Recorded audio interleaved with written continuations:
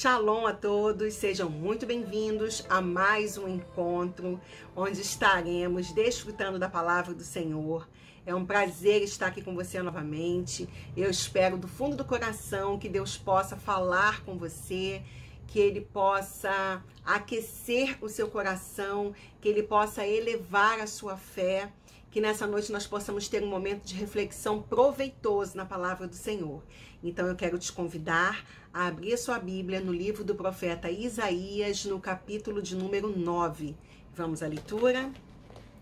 Diz assim: mas para a terra que estava aflita, não continuará a obscuridade. Deus, nos primeiros tempos, tornou desprezível a terra de Zebulon e a terra de Naftali, mas nos últimos tornará glorioso o caminho do mar, além do Jordão, Galileia dos gentios.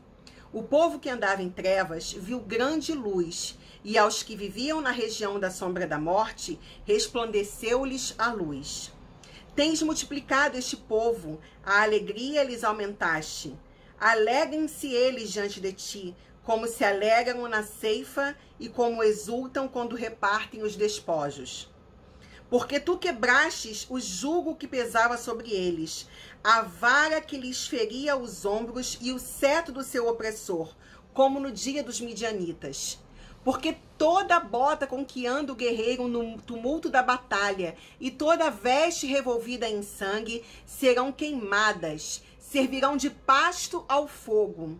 Porque um menino não nasceu, um filho se nos deu. O governo está sobre os seus ombros e o seu nome será Maravilhoso, Conselheiro, Deus Forte, Pai da Eternidade, Príncipe da Paz. Para que se aumente o seu governo e venha paz sem fim, sobre o trono de Davi e sobre o seu reino, para o estabelecer e o firmar, mediante o juízo e a justiça, desde agora e para sempre. O zelo do Senhor dos Exércitos fará isso.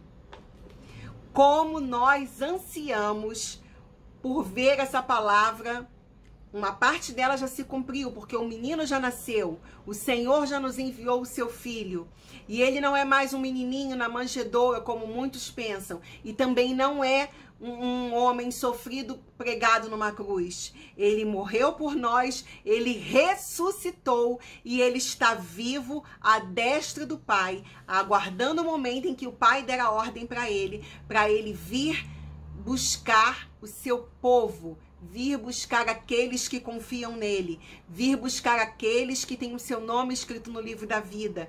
Quando o Senhor virá nessa terra, restaurar todas as coisas. A parte que nós ansiamos dessa palavra, nesse tempo que nós estamos vivendo, é essa palavra aqui que fala no versículo 5, que toda bota com que anda o guerreiro no tumulto da batalha e toda veste revolvida em sangue serão queimadas, servirão de pasto ao fogo. Como nós ansiamos por esse tempo. Nós que estamos sendo forçados nesse período de crise biológica mundial a andar com máscaras que impedem o nosso sorriso, que impedem as pessoas de ver a nossa face, que um tempo tão difícil que nos impede de abraçar e de estar junto da nossa família, dos nossos amigos, das pessoas que são preciosas pra gente. Como nós ansiamos pelo dia em que pegaremos todas essas máscaras e lançaremos elas ao fogo, e esse tempo acabará. Querido, mas enquanto esse tempo não acaba, enquanto esse dia não chega, porque nós temos que ter fé que chegará esse tempo. Enquanto esse tempo não chega, eu quero falar com você que está enlutado. Você que perdeu sua mãe, ou seu pai, ou seu irmão, ou seu cônjuge. Você que está com um familiar nesse momento num leito de hospital, cujo seu coração está tão atemorizado. Seu coração está tão dolorido. Você está tão triste, está se sentindo desamparado, se sentindo com medo, se sentindo aflito, angustiado. Cada dia que passa, a angústia aumenta. Eu quero te dizer que você não está só e que você não precisa continuar se sentindo assim. Agarre-se em Deus, apegue-se à sua palavra. Saiba que você não está só. Existe um Deus que no passado fez promessas e que cada uma dessas promessas foram sendo cumpridas ao longo dos anos, ao longo dos tempos, ao longo das épocas. E nós estamos vivendo agora o último momento da humanidade. Quando é que nós esperaríamos estar inseridos dentro de um contexto tão assustador como esse? Aonde a gente sai para trabalhar, quem ainda tem trabalho, e fica pensando, meu Deus, será que amanhã meu emprego vai estar aqui ainda? Quantos são chefes de família, as mães de família, que estão com dificuldades para comprar alimentos para os seus filhos, para comprar remédios, e sem contar aqueles que estão com seus familiares enfermos e que precisam interná-los, precisam levá-los a um hospital, e os hospitais estão aí com seus leitos cheios, outros hospitais estão aí com leitos disponíveis, mas sem profissionais da área da saúde para poder atender. Meu Deus, como é triste ver tudo isso. Como é triste passar por tudo isso. Onde encontrar palavra para dar um consolo para as pessoas? O que dizer? Como dizer? Se nem abraçar nós podemos. Esses dias eu tenho falado com algumas pessoas amigas que infelizmente têm perdido familiares, e o choro, a dor, a tristeza dessas pessoas tem sido tão grande, e a minha vontade é de abraçar, é de acolher, de pegar no colo, de estar ali junto. E nem isso a gente pode fazer. Como está sendo difícil, como esses dias estão sendo difíceis. Mas eu não quero fazer disso aqui algo para deixar sua mente ainda mais pesada. O meu objetivo aqui é justamente dizer para você que quando tudo parecer difícil, quando tudo parecer obscuro, quando tudo parecer impossível, quando nada mais no natural, quando nada mais do que possamos fazer, ou nada mais do que existe aqui na Terra, for suficiente para nos amparar, para nos acudir, a gente tem que se lembrar que nós temos um Deus que é soberano, que tem misericórdia de nós, cuja palavra diz que as misericórdias dele se renovam a cada manhã. A misericórdia de Deus hoje já se renovou quando você abrir os olhos. Vai se renovar amanhã de novo. Nós só precisamos ter viva dentro do nosso coração essa esperança. Porque Deus, ele fez uma promessa que estaria salvando a humanidade, que estaria redimindo a humanidade, que estaria fazendo novamente uma aliança com o ser humano, aliança essa que foi quebrada lá no Éden, que foi quebrada lá quando houve a queda do homem. Deus, ele está interessado em retomar essa comunhão comigo e com você, retomar essa comunhão com os seres humanos. Mas para isso nós precisamos abandonar a nossa idolatria, precisamos abandonar a autossuficiência, precisamos abandonar todas as distrações desse mundo e nos voltar para a palavra e pedirmos a Deus que ele se manifeste, que ele fale conosco, que ele enche o nosso coração da sua presença, que ele nos encha de esperança, que ele mude os quadros que estão contrários à nossa volta. A oração é uma arma poderosíssima e é a única arma que nós temos com a qual podemos lutar nesse momento.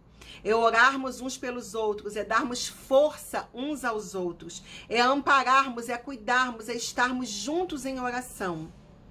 Para isso, para que a sua oração tenha base, para que você se sinta amparado, para que você se sinta alicerçado pela palavra, é necessário que você se alimente. É impossível a gente sair para trabalhar, é impossível a gente fazer qualquer coisa na vida se a gente não tomar café, se a gente não almoçar, se a gente não jantar, a gente vai se sentir fraco, não é verdade? Assim como o nosso corpo precisa de alimento para poder gerar energia vital, para a gente poder fazer as nossas atividades do dia a dia, assim também a nossa alma, o nosso espírito precisam do alimento espiritual, precisam dessa força que vem de Deus, para a gente poder ter coragem, ter ousadia, ter intrepidez, manter a nossa mente lúcida, para enfrentar as batalhas diárias, para enfrentar essas lutas e para continuar crendo que, apesar de toda a situação ao nosso redor está parecendo contrária, nós temos um Deus que nunca perdeu uma batalha e que não perdeu o controle. Ele está no controle absoluto de tudo. Nós temos uma promessa feita pelo próprio Jesus, feito pelo próprio Yeshua, o Mashiach, o enviado, aquele que é maravilhoso, que é conselheiro, que é o enviado de Deus para as nossas vidas, para nos resgatar desse mundo. A nossa confiança e a nossa fé não podem estar firmadas somente aqui. Existem pessoas que perguntam assim, a gente fala, você tem que ser salvo, você tem que desfrutar da vida eterna, e a pessoa sempre pergunta, ser salvo de quê? Ser salvo da ira vindoura. Porque Deus, ele é amor, mas ele também é justiça. E Deus, ele está enojado, ele está cansado de tanta sujeira e de tanta maldade, como a maldade do ser humano tem se multiplicado sobre a terra. Deus está cansado da maldade. Aí talvez você esteja do outro lado, esteja dizendo, mas eu não faço maldade, eu sou uma boa pessoa, tenho um bom coração, ajudo o meu próximo, sou uma pessoa que faz caridade. Não basta isso para que você seja salvo. É preciso que você reconheça que mesmo com todas essas suas qualidades, com todas essas coisas boas que você faz, você é um pecador. Em algum momento você é um pecador, é uma pecadora. Em algum momento você transgrediu uma lei de Deus, você transgrediu uma instrução do Senhor. Instrução essa que traz vida para nós. Em algum momento você mentiu, em algum momento você enganou, em algum momento você sentiu raiva, em algum momento você sentiu ódio, em algum momento você não perdoou, em algum momento você defraudou alguém. Então, eu poderia enumerar diversas coisas que nós, seres humanos, somos infelizmente capazes de fazer. E para todos esses pecados e outros que eu não mencionei aqui, existe uma cobertura que paga a nossa dívida com Deus, que é a cobertura do sangue do Cordeiro dele. Ele mesmo, sabendo que nós não éramos capazes de quitar essa dívida tão grande que tínhamos com ele, ele mesmo enviou o pagamento, ele mesmo quitou a dívida por nós, enviando Jesus, enviando o seu Filho amado para nos resgatar da mentira, do engano, do pecado e desse mundo de trevas e de aflições. Então, quando você pergunta ser salvo de quê? Ser salvo de toda a maldade desse mundo e da ira de Deus que virá. Para que você possa desfrutar da vida eterna. Porque Deus te fez, Deus nos fez para sermos eternos, para estarmos para todo sempre com Ele. Não presos nesse corpo mortal que serve apenas de casa para o nosso espírito, mas com os nossos corpos transformados, numa terra transformada, com tudo transformado, num mundo perfeito de amor, de paz, de alegria, de benignidade, de bondade, onde Ele mesmo estará conosco. Então, quando a gente fala que você precisa receber a salvação do Senhor, é isso que é a salvação. É você se desligar desse mundo, de tudo que está aqui que é material. É você entregar a sua vida a Deus. Se despojar dos seus ídolos, das coisinhas que você adora, das coisas que você coloca entre você e Deus, achando que uma imagem, que uma pessoa, que uma coisa, que algo, que até algo que você aprendeu ou que você estudou vai te elevar ou te elevar espiritualmente. Acorda, deixa eu te dar uma notícia, você não vai virar purpurina quando você morrer. Quando você morrer, o seu corpo voltará ao pó que o era e o seu espírito voltará a Deus que o deu. E onde seu espírito passará a eternidade dependerá das escolhas que você fizer aqui, nesse momento, nessa terra. Olha o que Jesus disse no seu evangelho segundo Mateus, no capítulo de número 28, no versículo 18, ele diz assim: Jesus, aproximando-se, falou-lhes dizendo: toda autoridade me foi dada no céu e na terra. Entende isso? Toda autoridade foi dada a ele. Não existe nenhum outro intercessor entre Deus e os homens. Por mais que Deus envie anjos para cuidar de nós, para acampar ao nosso redor, para nos guardar, para ministrar em nosso favor. Nem os anjos são dignos de adoração, nem eles são dignos de que você faça orações, acenda velas, rezas para eles, porque eles são tão somente os nossos conservos. Eles obedecem ordens de Deus a nosso respeito. Então, se você tem algo a pedir, se você tem alguma oração para fazer, se você tem alguma coisa que você precisa refletir nessa noite, é a respeito disso. É você lembrar que o próprio Jesus, o próprio Yeshua, a quem muitas das vezes você chama de Mestre Jesus, se ele é teu mestre, se liga nisso aqui que ele mesmo disse: toda autoridade me foi dada nos céus e na terra, nos céus e na terra. Foi Yeshua, foi Jesus que estava lá no começo com o Pai, construindo, fazendo todas as coisas, fazendo esse mundo lindo no qual vivemos. Essa terra tão maravilhosa na qual habitamos. Foi ele que construiu todas essas coisas e que entregou nas nossas mãos para que habitássemos nela, para que cuidássemos da terra. Infelizmente, o homem, ao longo da história, foi caindo, decaindo, foi errando, mas ao longo da história também foram aparecendo pessoas que foram caminhando com Deus, foram andando com Deus, foram confiando em Deus e foram vendo as bênçãos e a mão de Deus sobre a vida delas. E é nessas pessoas que nós devemos nos espelhar, em Abraão, em Isaac, em Jacó, que tornou-se Israel, que tornou-se a nação que até hoje leva sobre si a bênção do Senhor. Nós precisamos ter como exemplo aqueles que lá atrás foram os pais da fé, os patriarcas, aqueles que construíram uma vida sólida com Deus. Que outro povo sobre a terra tem sobre si uma lei, uma instrução tão poderosa que nunca caducou, que nunca deixou de ter validade? Que outro povo, mesmo sendo perseguido, mesmo sendo humilhado, mesmo sofrendo no Holocausto, que outro povo sobreviveu e guardou a sua cultura, senão o povo de Deus, senão o povo de Israel, senão os judeus? Nós devemos olhar para esse povo, olhar para a palavra e agradecermos a Deus todos os dias pelo acesso que temos a essa palavra, graças a esse povo, graças a esses homens e mulheres que lá atrás guardaram a palavra. E é isso que nós devemos fazer nesse dia de hoje, guardar a palavra, lembrar que Deus constituiu um varão perfeito para trazer vida eterna para nós, para nos reconciliar com Ele. E esse varão perfeito, que é Yeshua HaMashiach, que é Jesus Cristo, disse na sua palavra que toda autoridade tinha sido dada a Ele nos céus e na terra. Então você precisa escolher se você vai continuar confiando nos bonequinhos, nas imagens, nos santinhos, nos seus ídolos, sendo ele humanos, sendo ele figuras que viveram na terra há tempos atrás, ou se você vai depositar a sua confiança única e exclusivamente no Deus vivo. Porque quando você fizer isso, a fome, a morte, o desemprego, a dor, a tristeza, todas essas coisas estarão acontecendo, mas dentro de você habitará uma paz que o mundo desconhece.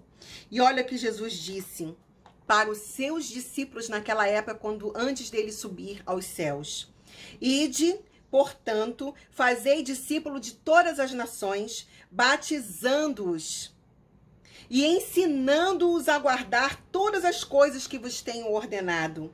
E eis que eu estou convosco todos os dias, até a consumação dos séculos.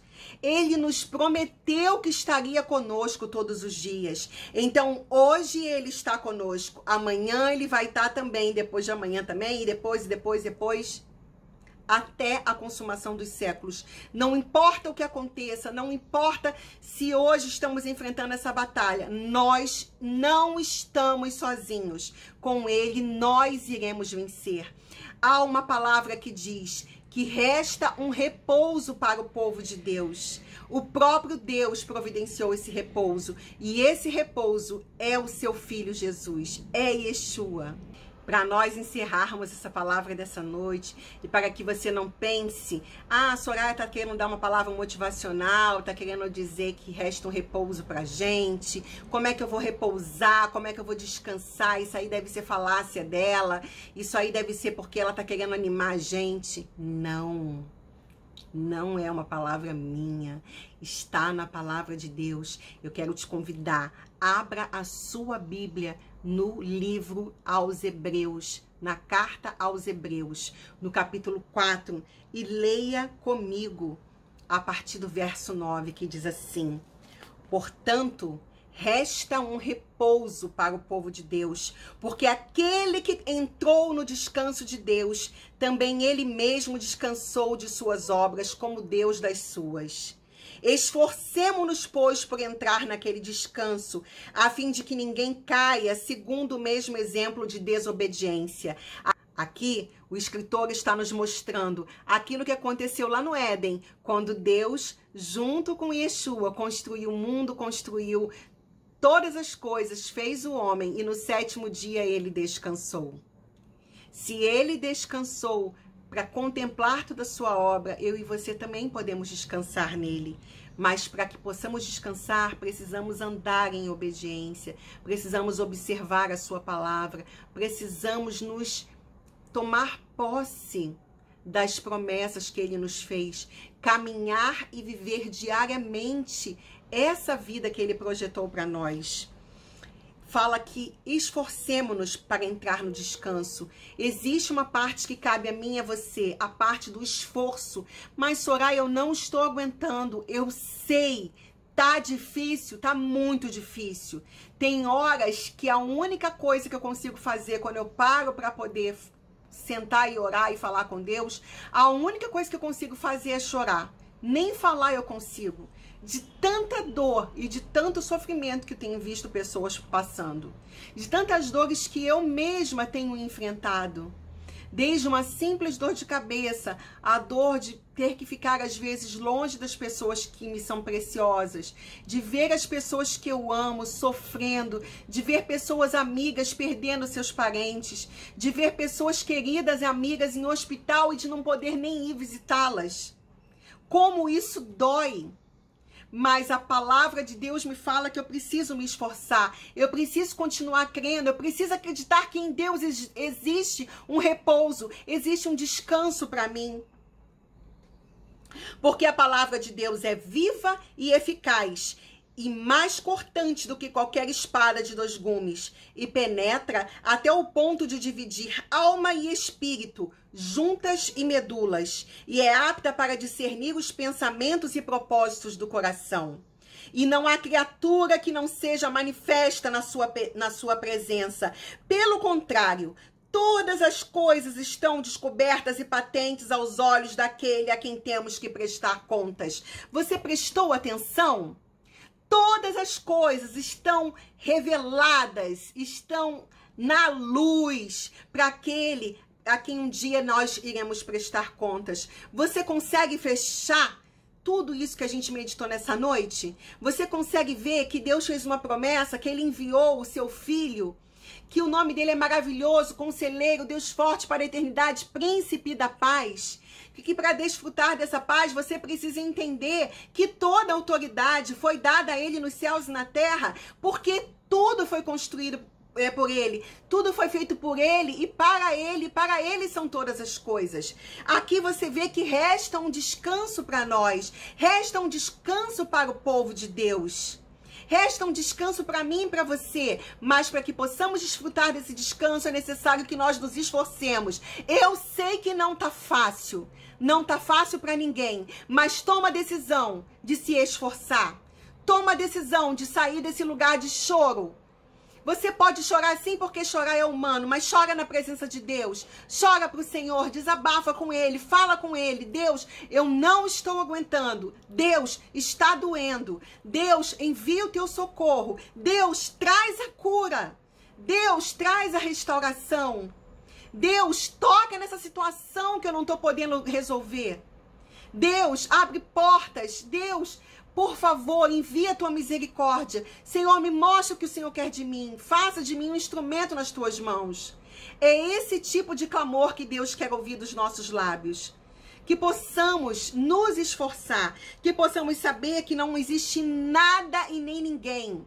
Não existe o governante A ou B, partido A ou B, lado A ou B, pessoa qualquer que esteja sobre a face da terra, cujos olhos do Senhor não estejam sobre ela, desvendando o que vai no seu coração, desvendando o que vai na sua mente, desvendando o intento dali da sua alma. Se o intento do seu coração, se as intenções do seu coração, se as intenções da sua mente forem boas, louvado seja Deus, que te enviará o socorro, que te acolherá e que te direcionará para sair dessa situação com um cântico de vitória nos lábios.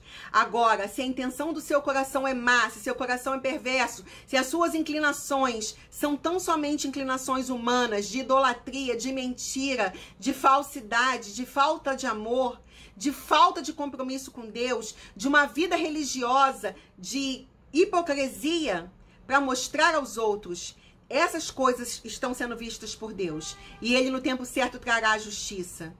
Então, escolha hoje mudar a rota da sua vida. Escolha hoje seguir o caminho de Deus. E você que está triste, você que está de luto, você que está se sentindo angustiado, saiba que Deus está ao seu lado. Ele tem uma promessa, Ele nos diz que chegará um tempo em que Ele enxugará dos nossos olhos toda lágrima, que um tempo onde não haverá mais morte, nem dor, nem pranto, porque todas essas coisas já terão sido passadas. Esse é o tempo onde Deus virá restaurar a terra, resgatar as nossas vidas e acabar de uma vez por todas com o mal que existe nesse mundo. Então, faça hoje essa reflexão. Eu tenho me esforçado para entrar no descanso de Deus. Eu tenho andado e tenho desfrutado, tenho procurado desfrutar do descanso dele, mesmo em meio a todas essas coisas difíceis que têm acontecido na minha vida. Se você não tem feito isso, eu te faço novamente o convite. Hebreus capítulo 4, versículo 9, perdão. Portanto, resta um repouso para o povo de Deus. Existe um repouso, existe um descanso em Deus. Você não precisa dar conta de tudo. Você não precisa se sentir só, nem angustiado e nem desamparado. Você não está só. Existe um Deus soberano que cuida da sua vida e que está, nesse momento de dor, ao seu lado. Continue crendo, continue confiando, continue buscando em oração e continue se aliançando com pessoas que possam orar junto com você, que possam caminhar junto com você, que possam enxugar as suas lágrimas mesmo à distância, com palavras de amor, de esperança e de fé. Eu espero que essa palavra tenha falado ao teu coração, que Deus ministre de forma abundante sobre a tua vida, que você descanse nele, que você saiba que Yeshua está com você, que Jesus está com você todos os dias da sua vida, até a consumação dos séculos, no dia bom e no dia mau. Olha, que Ele fale ao teu coração, que Ele te abençoe, que Ele te fortaleça. É o meu desejo para você nessa noite. Shalom, shalom. Um beijo no teu coração e até a próxima semana, se Deus assim permitir.